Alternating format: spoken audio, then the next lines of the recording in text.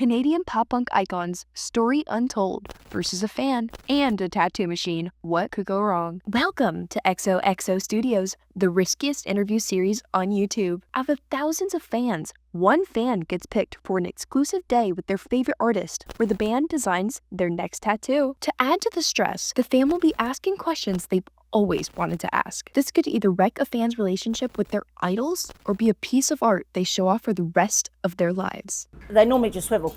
Oh, there you are. Sorry, no, just Do it again, faster. I'm Rebecca and I got picked to meet and greet Story Untold, which is insane because I've been obsessed with them since lockdown. I broke up with my ex-girlfriend and you know how it is, you get into the breakup songs, and I found This One Goes Out to You, and I might have listened to it obsessively. It became part of my healing process, and I was like, oh, okay, I love these guys. What else have they got? And from there, it was just like, oh, okay, another new song. Let's bang this out. When I found they were coming to the UK, I literally jumped at the chance. I booked the tickets while I was at work. I didn't even check I had the time off. I just went, yeah, fine, go, I'm going. And then I found out that it was like the Junction, which was my first metal gig. So I was like, wait, what?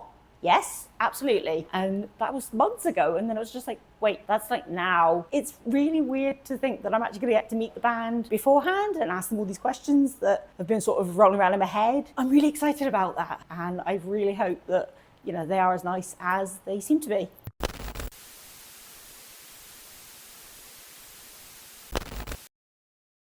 So, I think you said like favorite song was This One Goes Out to You. Yeah, exactly. So I think maybe if we do something that kind of like the artwork of the song. it was with like the paper like and earplugs and yeah. You know, like the cable would end up like writing SU or something. I don't know. Or somehow incorporate. So did you want the initials? Yeah. Nice. Something like that. So it doesn't have to be exactly like it, but just like with the slash in the middle. So yeah, I think it would be awesome. Yeah, if you, I'll get the USB thing. Yeah. Well, actually, is there a preference? Do you want an iPhone one, or would you just prefer a normal jack? I think just a normal jack. Yeah, I think so. Yeah, I think so. the more normal jack is would better. be Yeah, better. We won't go specific for the iPhone for that, but I think that'd be a nice way then to finish it off. Yeah. And then have the cable wrap around to do the S and the U. Yeah. And then we'll somehow put the 100%. Yeah. I think that's makes going to be. Makes a lot of sense. So far we've got those elements, and now we'll work out how the chord's going to go, all right? But overall, this would be like the general concept if you like that sort of the concept is nice. Yeah, for a fan-based tattoo. That's okay. Yeah, that's perfect. Most people would recognize that. Yeah. No, of course I love it. I think it's sick. If we separate like the middle part, like, and make it bigger so it matches more like the U. I don't know if that makes sense. Like just to spread it out, like So it's more like this sort of shape, Yeah. rather than. Yeah, I think so. Exactly. I think that's it. Perfect. Yeah. We can certainly do that. Yeah. After. Yeah, I think it's sick. That's it. Yeah. Pretty cool. Yeah. And with the tattoo designed, it's time to invite Rebecca back into the studio. Like it? Oh my God, that's amazing. It's cool, Like right? the cable, it's like an SU. Yeah. Yes, Like and the I'm logo. always wearing headphones. It's going to make for the best story. Oh, but it's crazy. I mean, thank you so much. Like, it's crazy that you get to do this, and thank you so much for like supporting the band. It means a lot. The last time I tried to tattoo myself, I had to get it covered. It was so bad. It was like a stick and poke that I tried to do a smiley face here on my hand.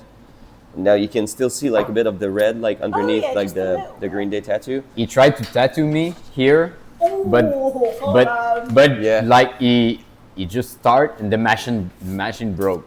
Yeah, machine broke. So now he just like has a red line here for no reason. Literally the first moment the note started. Yeah. And it's just that feeling is something I've been chasing ever since. Yeah. It's, you hear the whole room, it all goes quiet, and then everybody starts singing. Yeah. Book your tickets that day. You don't even know if you're off when. I don't care. I will make myself not available to work. I'm going. Nice, thanks. That's dedication, and we appreciate it. Like, we never know what to expect when we when we book a tour. Like, we come all the way from Canada, so just like to have people like you that show up the crazy just, fans. No, it's not the crazy. It's the one that really we appreciate the most. Support the band. And Okay, one question I always ask every artist, it's like, how do you pick what makes the set list? How do you choose? For us, it's not really hard because we used to be more in the band. Yeah. Okay?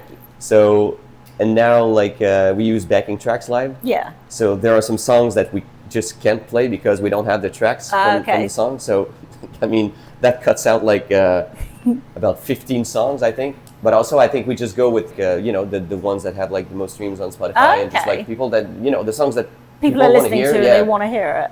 Trying to think from like, you know, the normal fan that, you know, listens to like the singles, like they won't really enjoy the show if it's just like a bunch of songs that they don't know.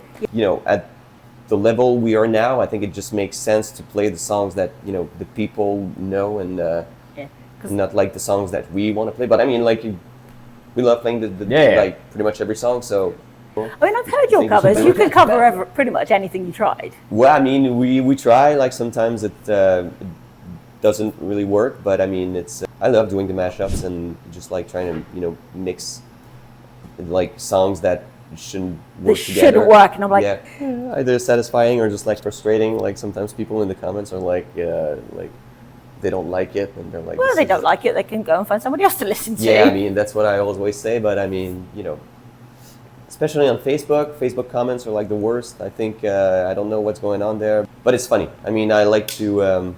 We don't take anything personally. Sometimes I even think like, you know, the people come up with pretty good roast, and we just laugh about ourselves like in the band, and like it's mostly me that gets all the shit because.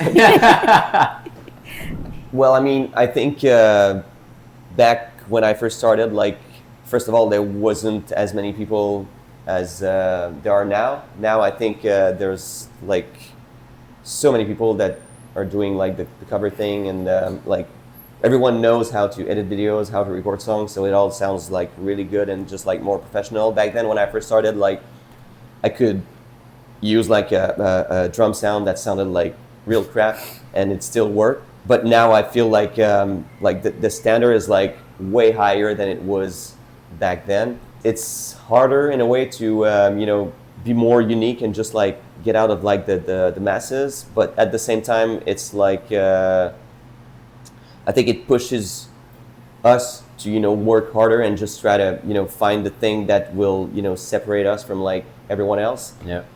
So I think it has like its good and its bad. I even think like back then, you know, there wasn't, it was more like focused towards the music. Now with like Instagram, like Facebook and YouTube, like it's kind of like half and half with like the personality and the lifestyle. I mean, I think it's always been like that in a way, but now it's like even more. It's kind of hard for us, like, because we're from Quebec. Like, I think in a way, like, you know, if we would have been in the US, maybe it would be easier to get, you know, the connection. Now there's like always this sort of like barrier but we don't want to complain. Yeah, complain about that because I think it's just another reason to, you know, work harder to get where we want to be. But at the same time, I mean, like we said, it pushes you to, you know, just like try to do the best thing you can. And so, because we have like a bunch of songs that are going to come out like in the next few months, then I really think they're like the best songs we ever did. Like in my opinion, the song we released before was good. Yeah. Now those songs are special. Yeah. So I think maybe that was gonna bring us to the next level. I hope.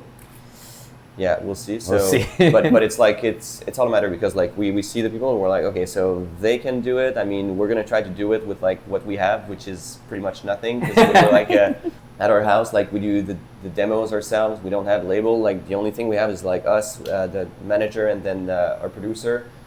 So it's like small team. Yeah, we have to trust our guts. But like so far, it's been pretty rewarding. Like. Ever since we parted ways with Hopeless Records, which was like our label when we released the first album, the songs we put out are like all in the top Spotify songs. We feel very like proud of it because like there was no one behind it. It was just us. Yeah, I mean. How would you weigh up or weigh that discourse? I think both have like their good and their bad. Yeah. because with the label, I think it was more like the traditional way of doing things. So, like, we recorded an album, we released the singles, like we filmed videos, we went on some tours. Like I think we had a work tour because of them, like and a bunch of other tours with other bands. So, but at the same time, we didn't really go in the direction we wanted to go in because like we didn't know better. Like we were like they were telling us like maybe you should try to be more pop punk, like more like Simple Plan. And so we thought they might know what they're doing, so we're gonna go like in that direction. But looking back now, I think we should have maybe like have like a bit more to say in like the way like they wanted to market us, if I can say. And because like I said, we've seen it like now that we're independent and we've been doing things ourselves. Like we said in the past, we sent the demos for the song "I Love That You Hate Me" to the label, and they didn't like it. But next thing you know, like we got to get like Kellin and Quinn to sing on the song, and it's like one of the songs that has like the most streams on Spotify. So we're like, maybe they don't always know what's best for us. Yeah. That's one of my favourites of yours. Yeah. Well, thank you. What was the experience like working with Kellin and Quinn? He tweeted something like, I'm looking for artists to collab with. I've got a free time, so we just sent him a message. He digged the song. We started like exchanging like text messages with him, and he sent like the tapes, and we were just in the studio, just like working out like what made sense and what didn't make sense. But what surprised me is that we had like the version of the song like with just me singing on it, and he could have just like sang what I was singing like the same way I was singing it, but like instead he like rewrote the second verse, and he added like more, like he sent us like way more than what we wanted him to. Yeah. Which was unexpected, because like we really thought it was just gonna be like, I'm just gonna do it and just like fuck the rest. But like we even had to cut some of the parts that he sent because it was so much. But yeah, it turned out pretty good. Like even for the video, like remember, because we were like, we're gonna do this like sort of like weird video where we do like a bunch of random stuff. Would you mind like just filming yourself like in random places? It can be with your phone. And he was like, yeah, like no worries. Like the day after, he sent us like a bunch of videos of just like him singing like in random places. And I think it really helped for like the song promotion, because like we put his face on the thumbnail on YouTube because we were like, yeah, So we got you. People know him. Yeah, it's like, draw them in. Yeah. But no, it was amazing. There were talks with maybe touring with them in the past, but then, like COVID happened and shit. So like overall, like very good. Seems like a very nice guy, and like because he didn't have to do it, like, but still did, and we're very grateful and happy that he decided to hop on the song. If you could have anyone in the world that you could tour with, who would it be? I mean, I know his answer, but like, oh, okay. Blink-182. Yeah, Blink-182 for Fair. sure. My dream. Yeah, I think So we need to somebody needs to hook that up then, yeah. Yeah. Like I would be right next to Travis Barker watching every show. I'd be on that tour. That would be an amazing tour. I have a Blink-182 head tattoo. What? On the side of my head. Yeah, I have a Blink tattoo on my back. Yeah. I have a Blink-182 on my. Yeah, but it's a shitty one. It says Blink-183 with like the. me it would be Bring Me the Horizon. Like I'm sold. Like I think what they're doing is like is always like avant-garde. I don't know if that's the word. It's kind of hard to say, because I think just to play shows with like any bands that we grew up listening to would be great. We got a chance to open for Simple Plan, The Offspring, and it was always like super amazing. Green Day, but I don't think it would be possible. Like they're more like towards like the punk rock, and I think they always choose like opening acts that are like more rock than we are. Yeah. But that would be a dream come true for me. But I don't think it's gonna happen unless we decide to like go towards like the more garage rock direction for like the next songs. But That's a very fun no. or just like meet Billy Joe. I mean, my life would be complete. I could stop playing music and just like Just be like, I'm very happy now. I'm good. So talking about touring, you did the whole of Warped Tour 2018 in Yeah. the smallest tour vehicle on the tour. Yeah. Tell us about it. Oh, well, for starters, like the floor of the van is not comfortable. Like that. It was very hard, hot, and but I think we would do it all over again if like the opportunity like came to us. It was amazing. Like were long drives, but the shows made it like worth it like 1,000 times. We didn't expect like the shows to be like that good. We were sold out of like shirts like I think a week or two after the tour had begun, and we thought we would have like enough merch for like the whole month and a half. We had to reorder merch like I think 3 times. Talking about merch and clothes, I'm sure you're dying to know more about our brilliant, talented resident tattoo artist Dan and how he came to look just so cool. He's stripped out in Dark Aura Apparel, his very own clothing brand, and the sponsor of today's video. Tattoo artist by day, designer by night, Dan handmakes every piece himself, and the designs never miss. Be the dark and light. You can find out more about Dark Aura Apparel through the Instagram link in the description of this video. But for now, back to the studio where Dan serves fits and permanent ink. Because, you know, every band is like on the same level at Warped Tour. It's like, you know, you all eat the same thing. So like when they were like catering, you were like waiting in line with like, let's say, I don't know, like either like the Simple Plan guys, like All Time Low, or just like anyone. They were like everyone is equal. They all get like the same, like the bigger bands could play like at noon, or just like all the bands had to do like their part. So we had to bring like the drum kit and all that stuff. Yeah. I mean, they were supposed to, but like not every band would do it. I'm not gonna name any names, but come on. We can't. I remember we were always there. We played like 20 shows back in a row without any days off. Any days off. So that was something. But it was fun. But that was something. Yeah, I remember when we finished the tour, I cried because like it was so intense. I was like, damn, we fucking did it. Best experience ever. Yeah, it was crazy. We'll do it all over again. Make a petition for Kevin Lyman to bring it back, please. Do you have any songs that you listen to, and it brings back a specific, like a memory? It can be a good one, a bad one, a breakup, for example. Like there's a song like Curses by Bullet for Valentine. It's like a not a popular one, but like no, I've heard it though, and it's amazing. So it's my favorite song of all time, and I don't know, it's just like but I say it's not about the lyrics, but even the lyrics in that song talk about like you know, nostalgia and shit, and which is what it brings back to me. It was like when I first started playing guitar and just like discovering like new bands, because I think the obvious answer would be like American Idiot by Green Day, but like that is a classic though. That was like one of the first song that, you know, got me into playing guitar. But like the Bullet for Valentine song, I don't know, it has like brings me back to like when I was figuring out like everything while I was in high school, like, you know, just playing the guitar, just like learning how to, you know, record songs and edit videos. It was like at the same time that this song came out and I found out about it. So it's just like, it's very special to me in that sense.